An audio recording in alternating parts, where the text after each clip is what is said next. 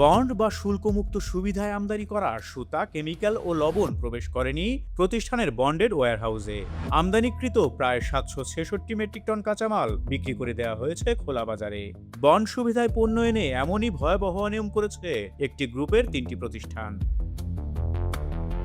প্রতিষ্ঠান 3টি বন্ড সুবিধার 456 metric ton chemical, 156 metric ton লবণ ও 154 মেট্রিক টন সুতা খোলা বাজারে বিক্রি করে দিয়েছে বলে সম্প্রতি কমিশনারেটের পৃথক প্রিভেন্টিভ টিমের পরিদর্শনে উঠে এসেছে।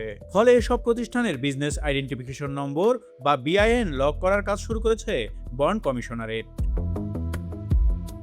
এনবিআর সূত্রে জানা গেছে, ভয়াবহ এই অনিয়মের সাথে জড়িত পোশাক খাতের মাহমুদ গ্রুপের 3টি প্রতিষ্ঠান। 3 প্রতিষ্ঠানের বিরুদ্ধেই বিপুল পরিমাণ বন্ডের কাঁচামাল অবৈধভাবে অপসারণ করে খোলা বাজারে বিক্রির প্রমাণ পেয়েছে ঢাকা উত্তর কাস্টমস বন্ড কমিশনারেট। সূত্র বলছে, মাহমুদ গ্রুপের 7টি প্রতিষ্ঠানের মধ্যে বেশিরভাগই বার্ষিক নিরীক্ষা সম্পন্ন করেনি। মাহমুদ গ্রুপের 3টি প্রতিষ্ঠানের নামে প্রিভেন্টিভ টিম পৃথক প্রতিবেদন দাখিল করলে সম্প্রতি কমিশনারেট থেকে কারণ দর্শানো নোটিশ জারি করা হয়। প্রতিষ্ঠান 3টি হল Mahmud fabrics and finishing limited, Dongbang dyeing limited ও ডংবেং টেক্সটাইল লিমিটেড।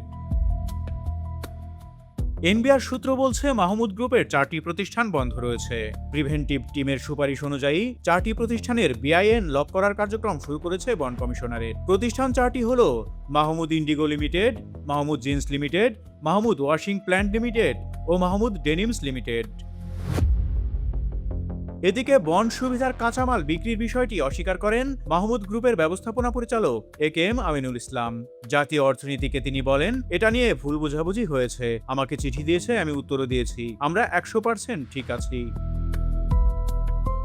নিরীক্ষার বিষয়ে মাহমুদ গ্রুপের এমডি বলেন, গ্যাসের অভাবে দীর্ঘদিন ফ্যাক্টরি বন্ধ, সোশ্যাল ইনভেস্টমেন্ট ব্যাংকও বন্ধ হয়ে গেছে, ফলে আমি দীর্ঘদিন ব্যাংকের সাপোর্ট পাইনি, নিরীক্ষা করতে পারিনি।